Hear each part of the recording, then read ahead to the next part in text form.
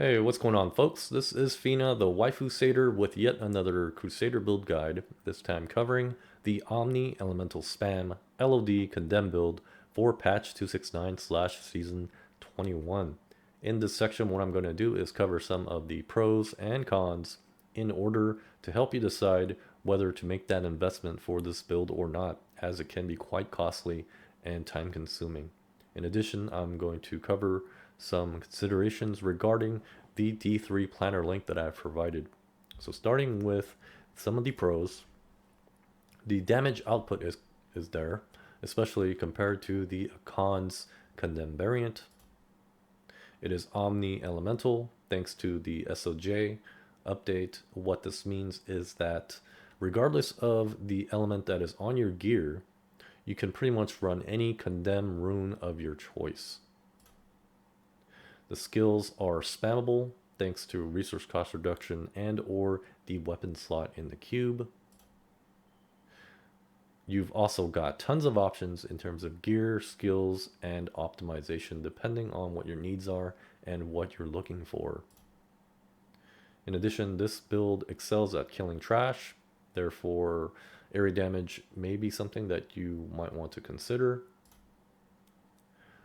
This build also excels at killing RGs with adds. And lastly, of course, this build is quite fun, at least in my opinion. Moving on from the pros, the cons. There is a gear wall, guys. You're going to need some pretty nice gear, and they all have to be ancient. So you better make that decision now, as this build is not for plebs, right? And another con is that you need quite a bit of Paragon to effectively run this build. Bare minimum, 2,000 Paragon.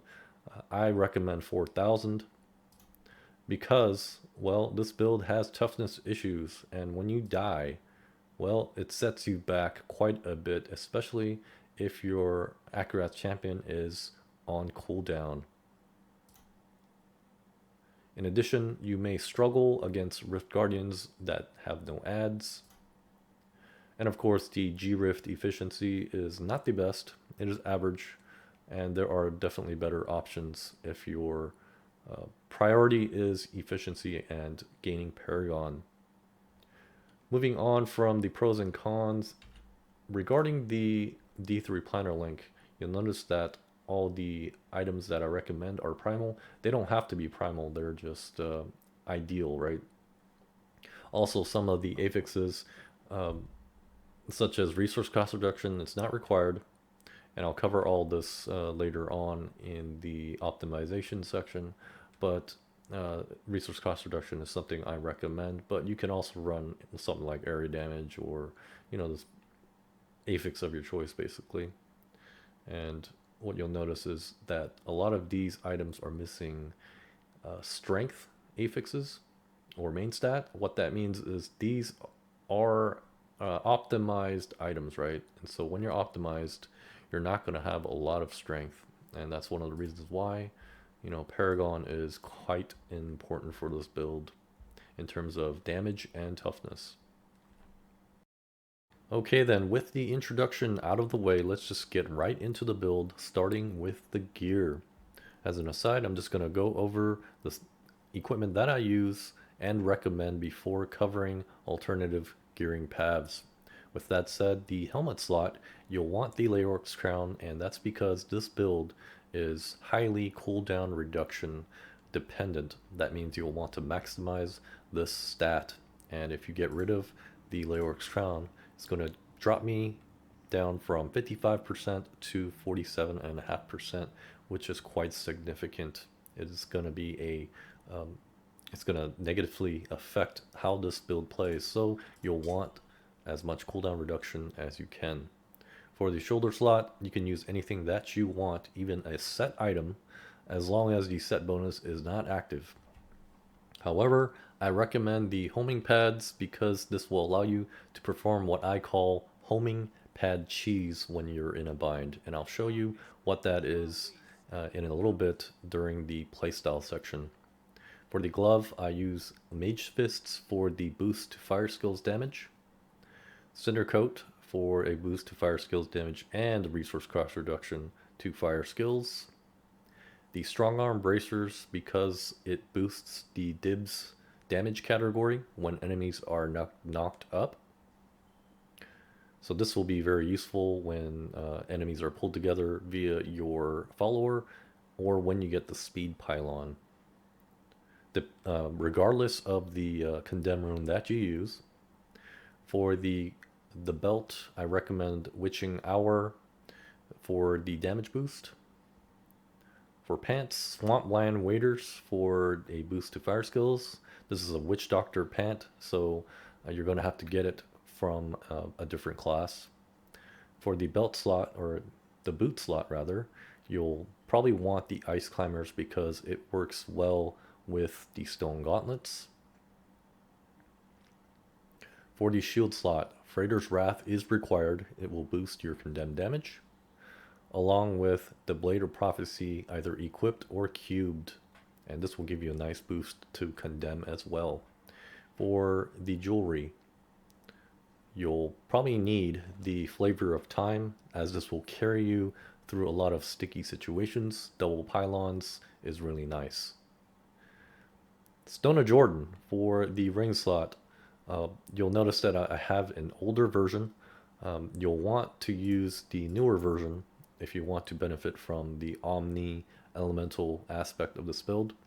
But I'm using Fire Element, and I have Fire Element on gear, so that's not really relevant to me for this video at least. But if Omni-Element is important to you, then you'll want a current one. Okay.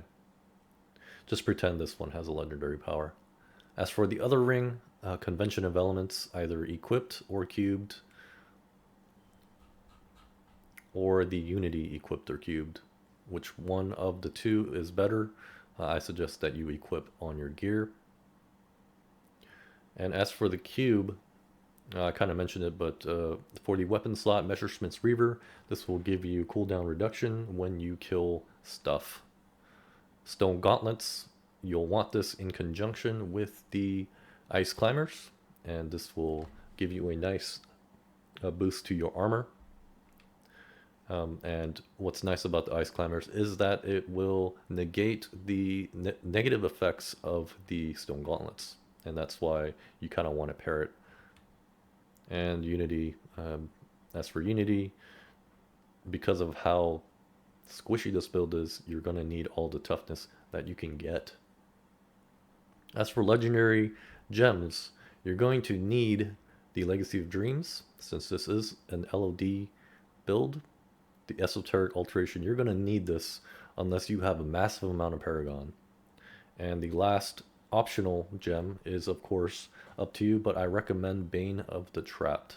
So these two, I would say, are required, while this one is optional, the third one.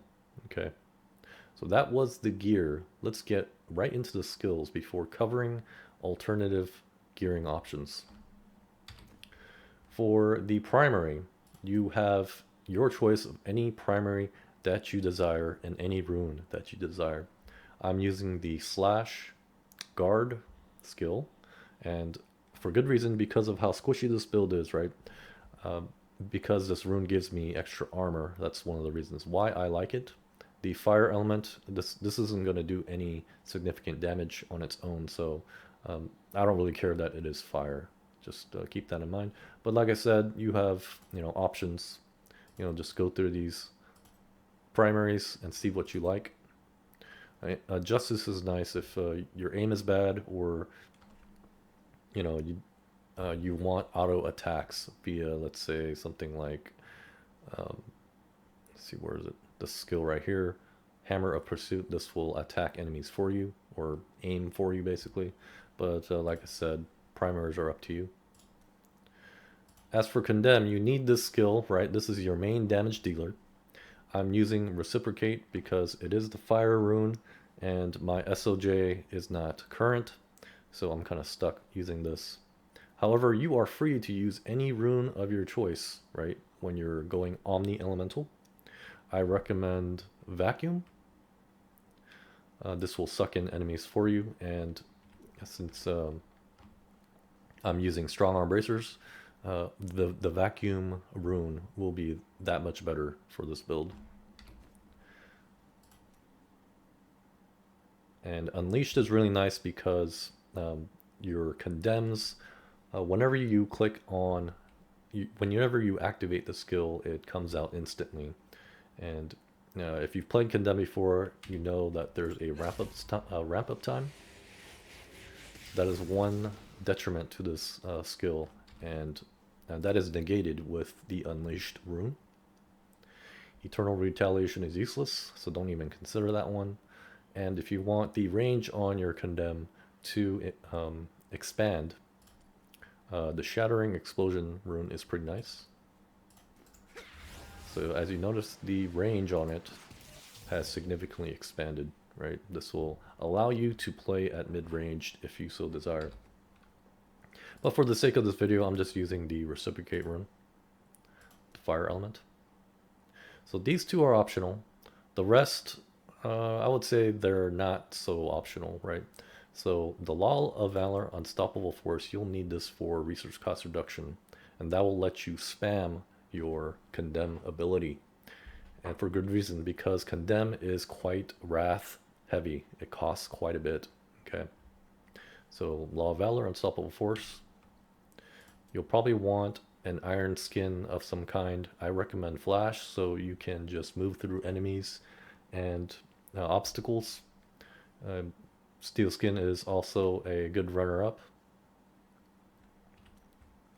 Steed Charge is nice for mobility, so any of these runes are up to you, but I recommend Endurance. And as for Akarat's Champion, you know, Prophet, man. You can't go wrong with Prophet. You need this. Otherwise you will die instantaneously. Okay. So damage boost, toughness boost, and a free cheat death via this skill. As for passives, you'll need Heavenly Strength, Long Arm of the Law if you want to spam your attacks. These two are optional, the Holy Cause and Finery Rune. Because of how squishy this build is, you may want to sacrifice one of these two passives for Indestructible, because when you die, it will set you back quite a bit. So Indestructible is really nice, especially if you play hardcore. So that was the skills. In terms of gearing options, you've got plenty, right? So if for some reason you don't need Leoric's Crown, I don't recommend swapping it out for anything else. But if you don't need it for some reason, you know, you're just that good, you can also swap it out for Ondarials to get more fire elemental damage, right? The legendary power isn't all that useful, but you know, that's also a nice bonus.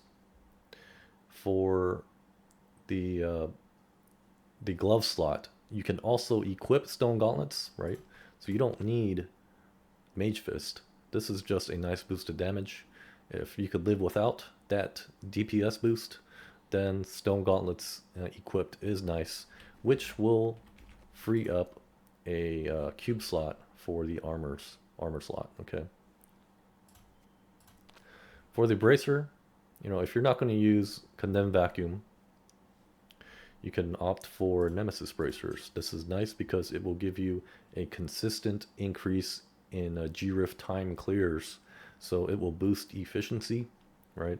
So whenever you get a shrine, it will spawn elites, right? And if you get something like 4 pylons in a rift, you know, that's quite a bit of progression, right?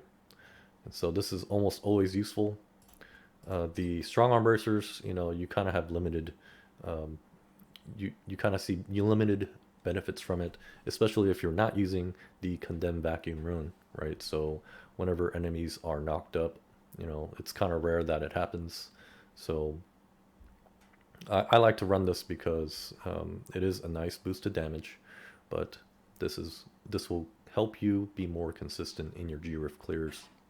Also, if you're having wrath issues for some reason, let's say you don't have much resource cost reduction on your gear, right? I have RCR on my shoulders and my shield, right? So 2 spots. So let's say you're having wrath issues. This might help you whenever you pick up health globes. So that is definitely an option. You can also opt for the Ancient Parthian Defenders because of the squishiness of this build. The legendary power on this bracer is really nice, especially when you pair it with an ability that provides stun. So you're going to want to switch to you're going to want to turn to your primaries. So there's a number of them that stun enemies, right? So just kind of go through your primaries, see what kind of runes stun enemies, right? So for instance, slash electrify. And if you do decide to go this route, it's nice to pair this with Omni Slash, right? So for instance, slash electrify, this will attack in all directions. Whoops. When you have this belt equipped. So an AoE stun ability will boost the legendary power on the Ancient Parthian Defenders. Also, if you combine it with the Zay's Stone of Vengeance legendary gem, the second legendary power stuns enemies. So this bracer along with this belt and this legendary gem is a darn good combo in terms of toughness. So that's something that you may want to consider, especially if you're not at 2000 Paragon or higher. As for the pants, right? It's kind of weird using a witch doctor item, and if you're not into that and you like to move around a lot, well, the hexing pants may just be your thing. It helps with resource generation and damage whenever you're moving. But if you find yourself getting stuck a lot, I don't, this will, hurt you more than help you. So I'm one of those players that gets stuck a lot, so I like to default to the swampland waders. And also the illusory boots, if, like I said, if you do get stuck a lot, this is the solution, right? And let's see, the weapon, you can equip the Messerschmitts, right? Like I said, so whichever of the two is better. Okay, for the belt slot, you don't have to use Witching Hour. I just like to maximize damage. However, again, if you're squishy, you can use something like the String of Ears for melee damage reduction. And if you want more cooldown reduction, you can even go for the Vigilante belt. Okay. Also for the amulet slot, if the Flavor of Time isn't really your thing for some reason, I don't know, you have other options, right? So the Eye of Etlik will give you a ranged damage reduction. Or, if you're feeling kind of suicidal, you can go for the Squirts Necklace, which will really be useful when you have shield, and maybe whenever you're pairing it up with the Molten Wildebeest Gizzard legendary gem. So yeah, you definitely got options here, right? As for rings, just make sure you have an SOJ, especially if you want to go Omni-Elemental, but you can also pair it up, pair up your other rings with the Zodiac ring for more cooldown reduction if you really want to. Let's say you like playing in a party and you don't like Unity, well, you can run Justice Lantern, right? This will give you damage reduction. Just know that you'll need to slot in some block chance on your gear to maximize the legendary power. And let's say you're not doing G-Rifts, you're doing T16 runs. Well, you probably want to slot in Avarice Band for gold, to maximize gold, right? And this thing here, Creed's Flame, I have yet to, significantly test this, but this might be useful somehow, right? There's a lot of enemies that hurt you with fire, and if you're having issues with Wrath, well, this might just help you out in quite a bit of situations. Okay, let's see. Other options for gems. So if you don't want to use the Bane of the Trapped, you're also free to use something like the Gogok of Swiftness for more cooldown reduction. The Molten Wildebeest Gizzard, like I said, if you want to pair it up with the Squirts. And if you want to maximize toughness, the Mutilation Guard is quite nice.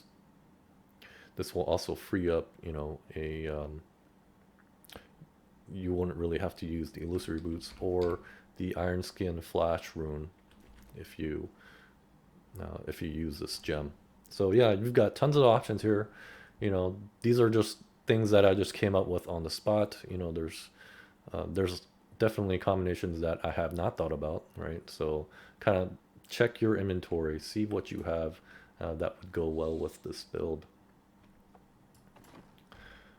In terms of Paragon, you'll just want to max out these 3 tabs here.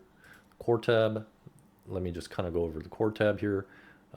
First of all, starting with the Wrath at the bottom here, you'll want to maximize this because you know there are times where you're going to have Wrath issues, especially when you're not running the Fire rune on Condemn. So Wrath is something that you want to maximize on Gear and Paragon. Movement speed, I won't talk too much about that. You just want 25%. Vitality, you'll notice that I don't have much life because my gear is optimized. So you'll want quite a bit of vitality. So the higher the Paragon that you are at, the more that you'll be able to invest in this, right? So if you got all the Paragon in the world, you know, just be liberal with this. As for strength, you know, just pump the rest into strength. You'll notice that I have some unspent points here. What that means is I am simulating 2000 Paragon because that is the bare minimum that I recommend for this build. And because I am showing this build off on my non-seasonal character, you know, I thought it'd be fair to just lower my simulate the Paragon at 2000. Okay, because a lot of seasonal players will not reach 3K plus Paragon. As for the follower, you'll want the Unity ring, right? This will help you maintain the 50% damage reduction benefit. Oculus ring for the boost to damage.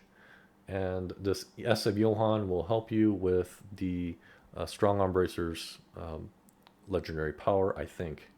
So this won't proc all that often, but when it does, it's nice because it groups enemies for you. And just make sure your follower cannot die. For your skills, follower skills, if you do decide to go Templar, try to focus on some life sustain for, let's see here. Okay, these skills don't really matter all that much. Just make sure you have Inspire, as that will help you with Wrath regen. Okay, so I like using the Templar for most of my builds, and that's not going to change here. I usually go to the armory and have various variant setups for you guys ready to go, but I'm just going to recommend this as I already talked about the optional gearing paths, and so that is up to you. You can be that mad scientist, you know, put whatever items that you have to use and just kind of experiment. But this is what I recommend, and I don't deviate too much from this. Okay. So one thing I forgot to mention about potions is you'll want a defensive potion. Okay, I recommend either the armor potion or the all resist potion. These are really nice to have when you're in a bind. Okay. Okay, moving on. Playstyle. You'll want to spam your skills. Okay, and because of the Messerschmitt's Reaver, you'll be able to do this. So what you do is pop Akarat's Champion and the Law of Valor Unstoppable Force and just spam Condemn, right? And attack enemies with your primary. Alternate between your primary and your secondary or your Condemn, right? And just make sure you're killing things, right? That is how you're going to lower your cooldowns via the weapon slot. Okay, so make it your goal, your priority to kill things, and that means focusing on trash, trying to group mobs together while you're condemning, right? And so play strategically, you know, use your horse whenever you can. Just know that whenever you press the or activate the condemn skill, there's a ramp up time, and therefore you'll want to take that into consideration.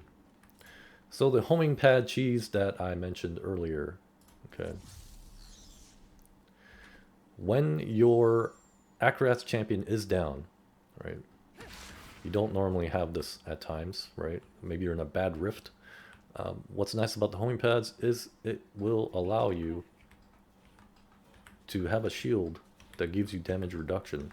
And so you might want to perform this homing pad cheese that I'm talking about here when it looks like you're going to die.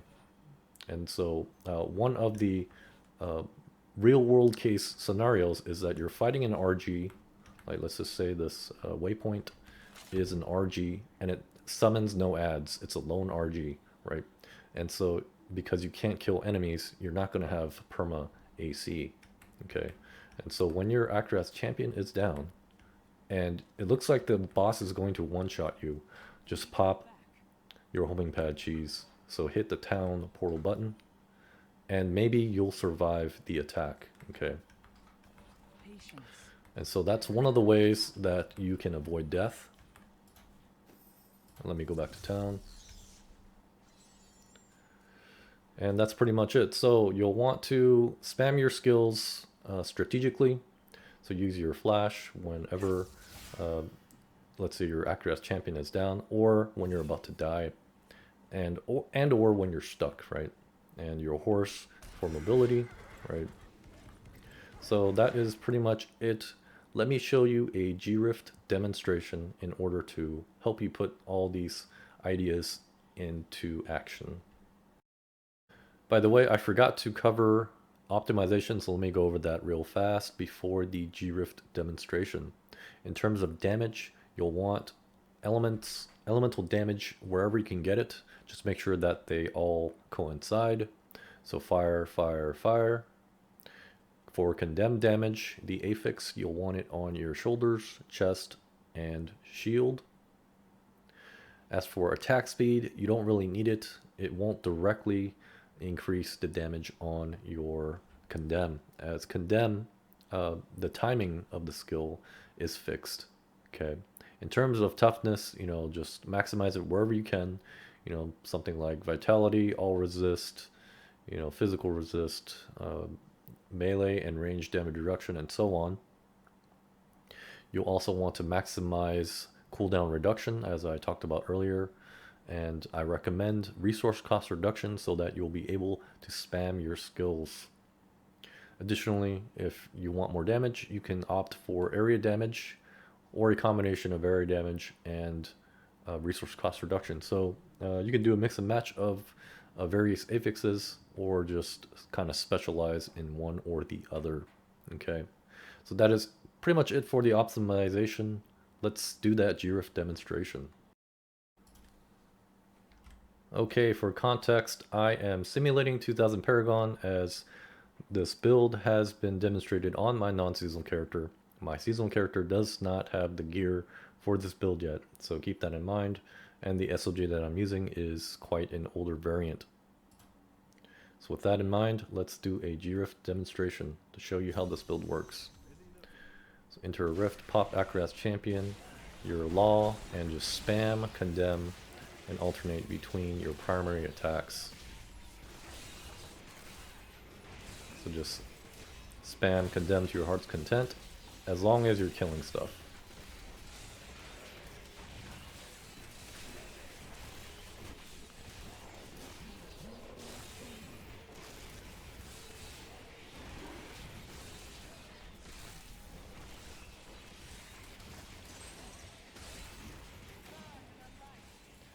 It's a good idea to always keep an eye on your skills to see where they are at in terms of cooldown.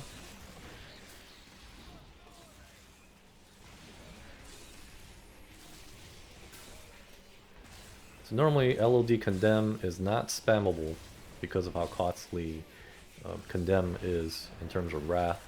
However, with the Messerschmitt's Reaver, it allows you to basically play almost brain dead. So that is what's nice about this build. You just have to condition yourself about the toughness issues. So play accordingly. Pop your horse ability whenever you need to get to a different area. As you can see, the mob density is not that good. I just got Conduit. This will help you with your Messerschmitt's Reaver procs.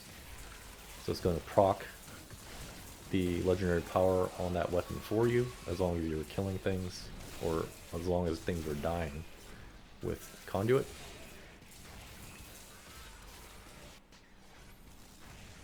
And what's nice about this build is that there really aren't any detriments to getting any of the different kinds of pylons. So whenever you see a pylon, just get it without feeling guilty.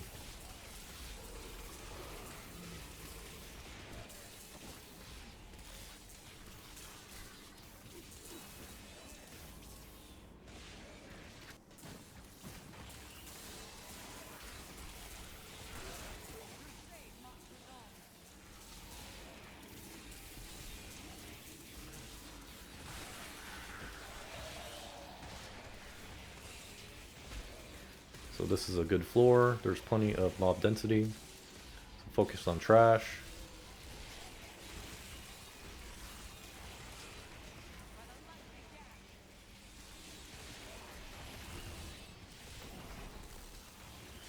You'll notice I have the speed pylon. It's going to proc the strong arm bracers. So that's extra damage.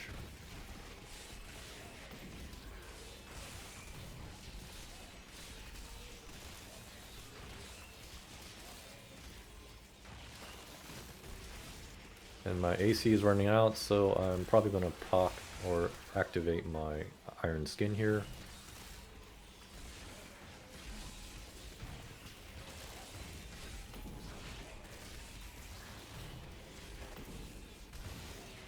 There's a power pylon. Try to maximize its potential. You'll want to get it near the RG. So maybe when you have about 25%, of course, 25% of the rift remaining. But of course you can't really,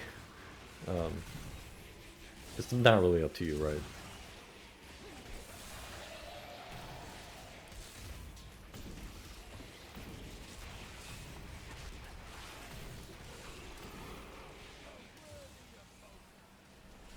So any combination of speed, power, and conduit is awesome.